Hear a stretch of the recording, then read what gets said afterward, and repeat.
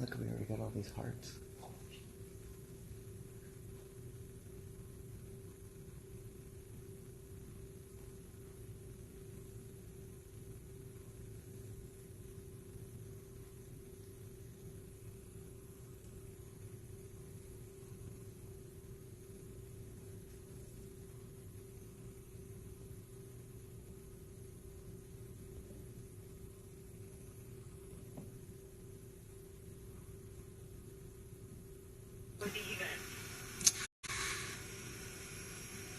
Houston, this is Station. I am ready for the event.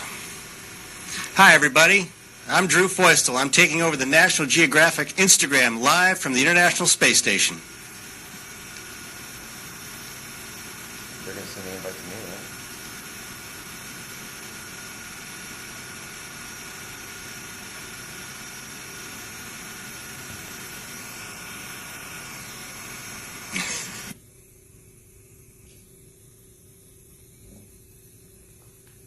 What is it, Will Smith? Houston Station, we're ready.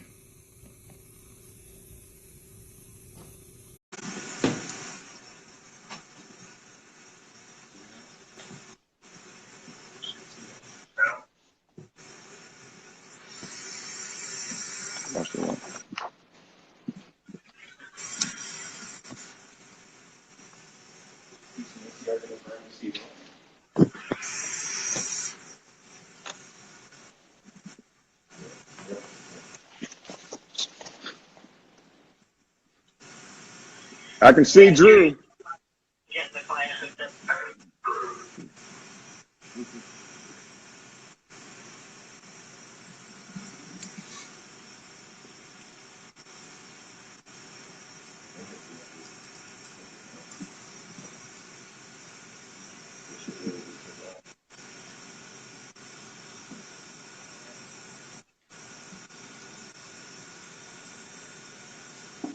I'm here.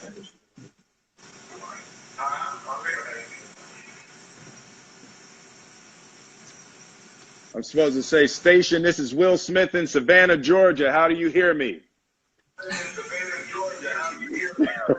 Hey, Will, I've got you loud and clear. This is Drew Feustel. I'm taking over the National Geographic Instagram live from the International Space Station. What's happening, Drew? I'm just up here hanging around about 250 miles above the planet, flying over, just flew over Australia and head towards New Zealand right now. Wow, that is fantastic. I just came back from Australia. Yeah, you probably had a different view than we have from up here. No, this is amazing to me. I'm trying to figure out how I can be on my cell phone with you in space, and my phone drops calls on Mulholland Highway in LA. Well, there's no guarantee we won't be dropping calls now, but we'll give it our best shot. Hey, man. Well, thank you very much for doing this. I'm very excited about this. I've been up all night. I've been on Instagram, but downloading questions from the fans and stuff.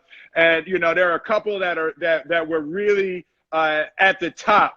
You know. And, you know, in my 8-year-old mind, I was really attracted to these first couple of questions. So you'll have to excuse me.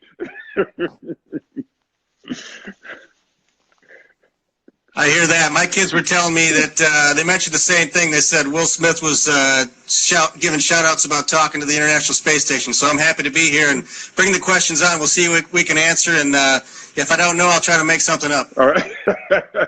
So I just saw that. That's very hot. Like with the, see, I started out as a rapper, so I wish I could make my microphone do that.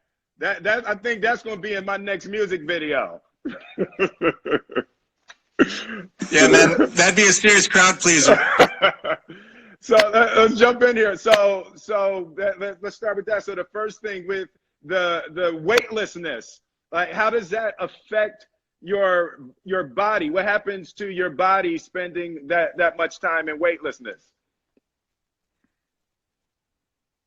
Well, we've been up here now for almost 3 weeks, and most of what we notice is what we call fluid shift. So I may look a little younger, at least I hope I do, because I've lost some of the wrinkles in my face, and my eyes get a little puffy, and my legs get real skinny. So, you know, if you want to get on a good weight loss program, this is a good place to be, because you'll immediately notice the difference, and everything on the lower half of your body gets skinny, and everything on the upper half of your body gets a little bigger. So that's the main effect that we see right away from being weightless and being in microgravity.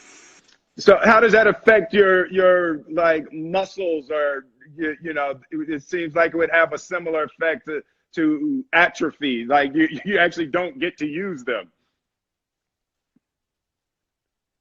Yeah, well, I guess that's a scientific part. I mean, for me, it's like being at a gun show every day, because, you know, the biceps are getting huge up here, and we're working out every day, so that's kind of cool. But, you know, to counteract that muscle atrophy, we exercise every day. We spend about an hour on the resistive exercise device, which is, you know, kind of using dampeners and springs to push back on the forces we put into it, to be able to do bench press, bicep curls, squats, those sort of things. And then we run on a treadmill for about 30 to 40 minutes as well. So those things are what helps us counteract muscle atrophy and the changes in our bones. Got it. So what is your current mission? What are you up there doing right now? Well, aside from wearing this I don't know, it's beautiful or awful space, this flight suit for this interview. We're working every day to keep experiments running on the space station and keep the lights on, essentially. We're the hands, eyes, and ears of the researchers that have sent science experiments up here and spent years doing it. Our job is to make sure the equipment keeps working, make sure we can input the scientific specimens, and then get the data back for the researchers. We're sort of like the handymen on the spot, and handy women. So in terms of the broader question of space exploration, I got a lot of questions about what is the overall point. What's the overall point of human exploration of space? Well, you know, that's a question I was sort of going to pose to you. I've watched a few of the episodes of One Strange Rock now, and I see you're pondering that and talking to a lot of other astronauts, which is great. A lot of good information coming out of it. But in my mind, the question is, why wouldn't we explore space? And the point is that we know from our history on planet Earth that single planet species don't last forever. So it's important for us to learn to live off this planet if, as a human race, we want to continue our own existence. And we're probably talking, you know, I hope we're talking thousands of years in the future, but the reality is we need to learn to explore out into space and live in other places besides just this planet Earth. To me, that's the key. Got it.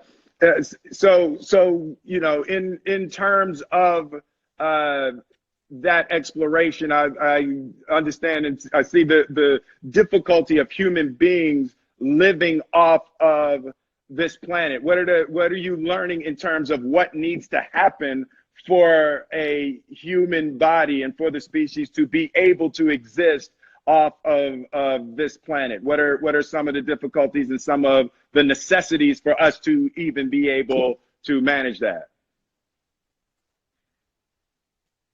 Well, you know, that in itself is an interesting question, because if you think about the long-term effects and changes that the human body will probably make to itself if humans live off the planet for a long time. We were born to live in a 1G environment, a 1-gravity environment that we experience on Earth. And you can imagine, and a lot of science fiction shows depict the fact that if you leave this 1-gravity environment and start living in a place where you don't, for example, use your legs, you don't put any load on the chassis or the frame of your body, the skeletal structure, I think those parts of our body are going to start to change. So we need to figure out if we want to maintain that ability to always return to Earth or live in a 1G environment, or find other places that we can get to that offer that same sort of gravity load. Otherwise, we humans, as we know ourselves, are going to change. So that's going to be the challenge for us. I think we're overcoming the micro-G environment with the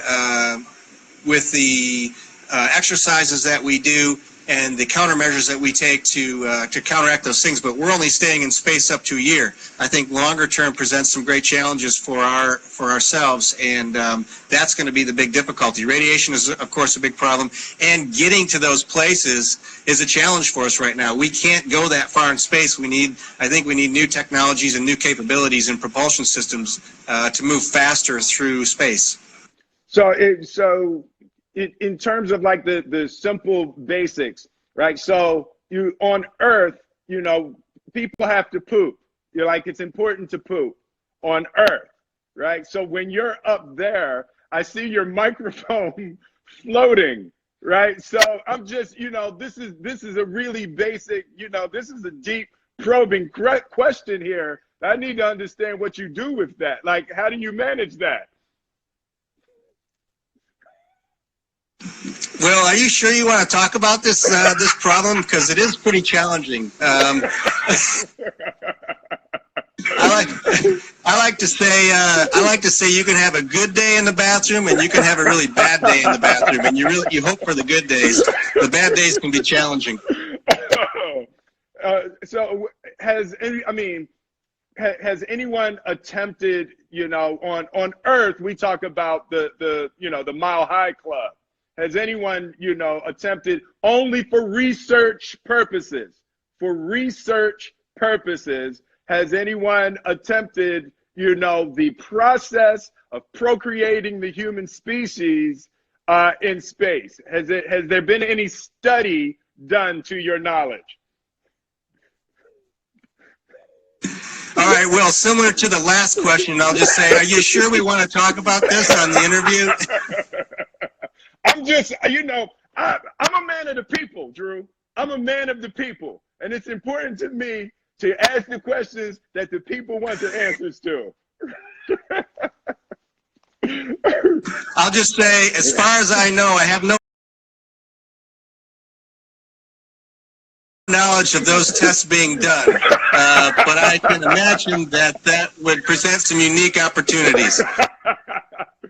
It's interesting. Hold on, show me the picture, because when I found out that I was going to do an interview with you, I found out that we had a little bit in common, and I found a picture of you. I hope you can see this. I found a picture of you, and you're holding a hammer, and it looks like in your home, in your garage. Can you see that?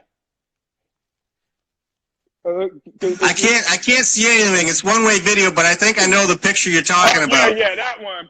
And so the fans can see. And then I realized there's a similar picture with me with the same thing. I have the same kind of half shirt. You're holding a half shirt with a hammer, and I have a shot of me from the Fresh Prince with the half shirt on. And I'm concerned. I'm wondering what we were both thinking, that we could get away with a crop top half shirt, you know, and I guess great minds think alike. That was in fashion. That was in fashion, but you won't be surprised to hear that that was shortly after I had a perm. So I had a perm at one point. I had a mohawk about the same time. That is genius. So all right, so one of the other big questions that came up was so like showering and hygiene, like how does that work in space? Like what does water do? Well, water floats, and I'm going to try to find. Water basically makes a bubble. I'm sure you've seen pictures of people floating in water in space, and I like to use that analogy for how planets are formed, how loose objects and mass that attracts each other forms just a round floating ball. But for us to take a shower, we really don't take showers in space. We take a large towel, we saturate it with a lot of water, and then we basically just wipe ourselves down and dry ourselves off. And we do that every day, sometimes a couple times a day if we're exercising. So a real shower is something we just don't get up here, and it does take a lot of effort to keep yourself clean. It seems like every time I wipe myself off with a towel or washcloth, I'm just wiping off dirt, and it's hard to stay real clean up here, but we try. So I guess that leads to my next question. Like, what does it smell like in the International Space Station? Or what is the smell of space? Well, let's Does see, space right. have a smell? Well, I can say right now we've got 6 guys up here, so you can use your imagination. But space does have a smell.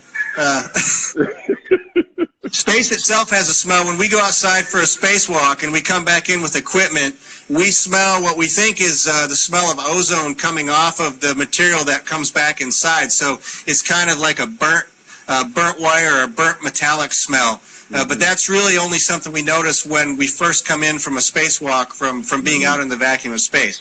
Internally, we got all kinds of smells in here, and a lot of it's related to food, some of it's related to hygiene, some of it's related to our gym clothes that are drying out to try to reclaim the water and humidity that's in them so we can actually drink that stuff eventually once it goes through the processor. There's a lot of smells up here, and we really do our best to try to control those things. We clean every weekend. We wipe down the surfaces all over the space station in order to keep down the bacteria and mold from growing, which we really don't have much of, but I think it's because we're so vigilant about keeping the place clean. How fast are you traveling? Like, how fast is the ISS moving? How fast have you gone in a car? Hey, man, hold on. Listen, probably 55 miles per hour. 55 is the fastest I've ever been in an automobile. 55.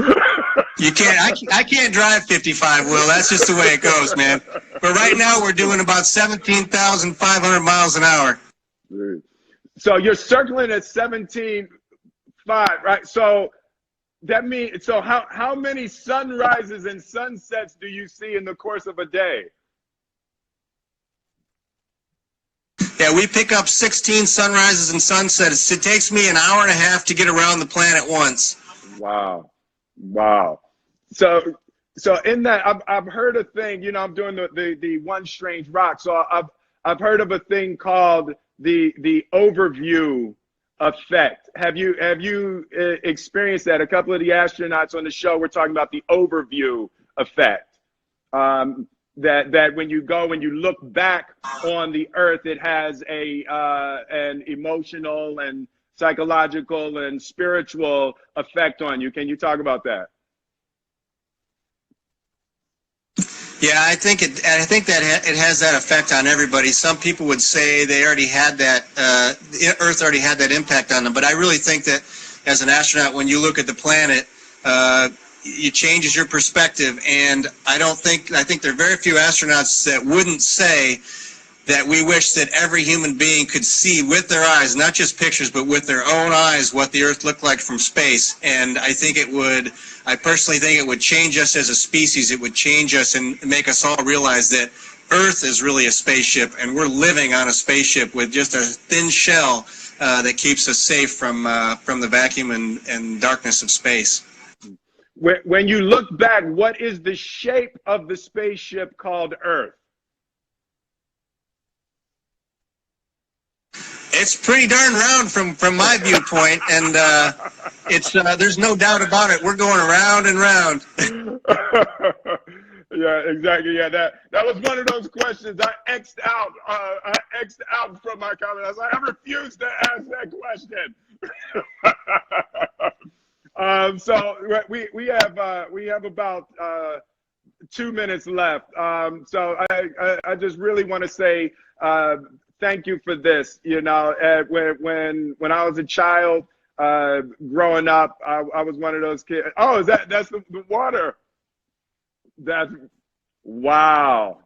I don't have the water, but that's candy coated chocolate inside of a ball spinning.